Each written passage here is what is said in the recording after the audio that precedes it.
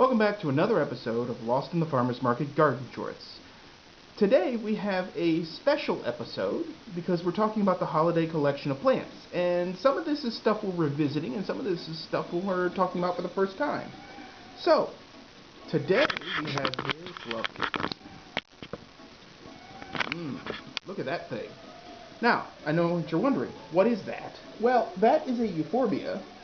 Euphorbia trigona to be specific, or commonly known as the African milk cactus, which common names can be interchanged, so we'll get into that later. Anyway, it is in the family known as Euphorbiaceae, which is called the spurge family, but sometimes is called the milkweed family, even though that is also the common name of Asclepias, or butterfly weed, which is also sometimes called milkweed. In fact, technically, in some listings, dandelions, Taraxacum officinale, are also called milkweeds. So, be careful with them common names, folks. They can be very tricky. But this one, again, is Euphorbia trigona, which means it is a Euphorbiaceae. It is a cousin of the most famous Euphorbia in the world, the poinsettias. And that family is commonly collectively called the spurge family, which is usually named, ironically, not for poinsettias, the most famous member, but for the perennial plants known as spurges that you can have in your garden. And boy, do they have a lot of variety.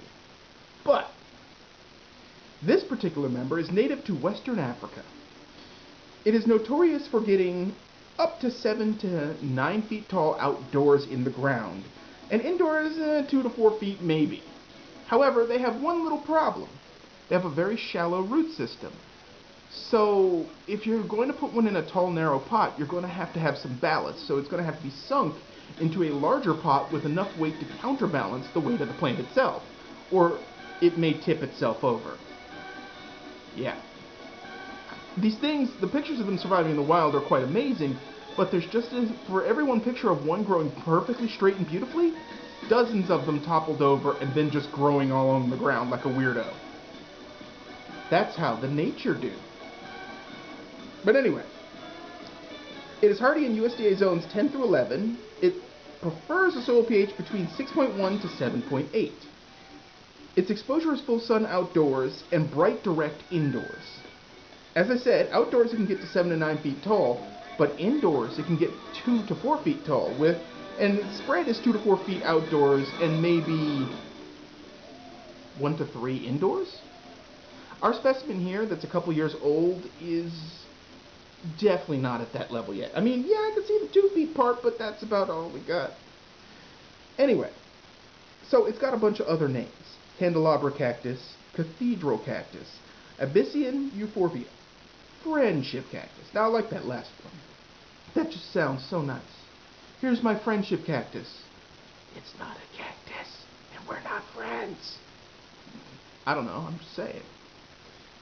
Haha, you've been deceived. No, but seriously, I mean, that is still a nice one because it is a pretty plant, and it's used as hedging material in a bunch of its native climates because of its ability to be slightly prickly, a little hard to deal with once it forms a dense thicket, which is cool. Now, it does have a few pests, mainly mealybug scale, and then it gets root rot. Now, the trick to beating that last one is to water infrequently, like once a month.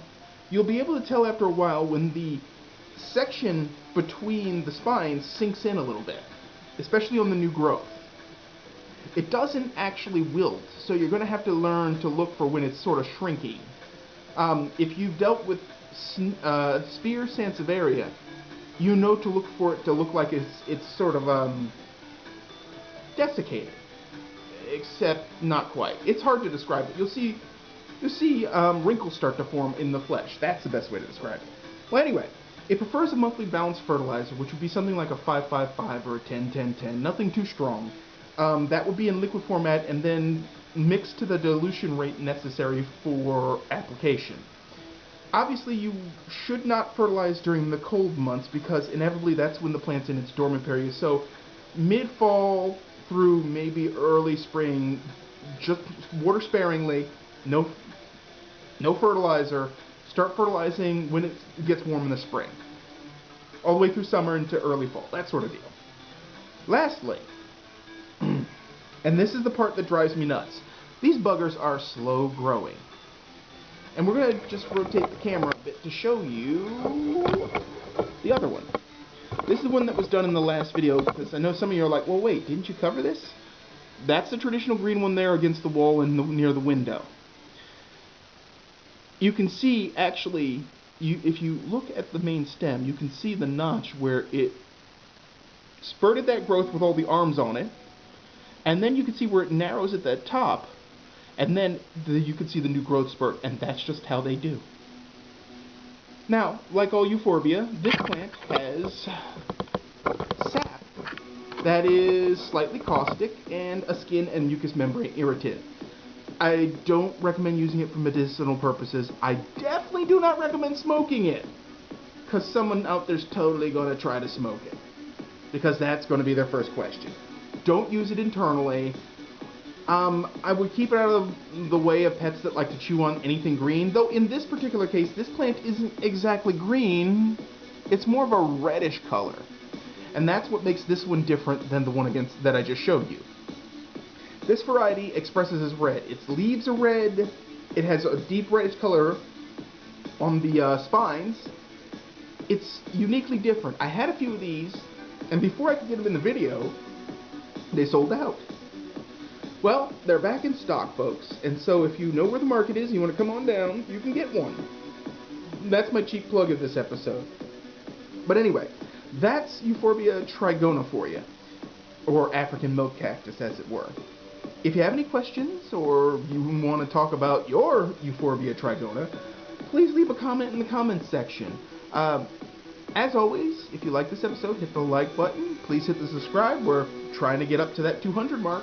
I'd love to hear your comments, and as always, folks, keep them growing. Thanks for watching.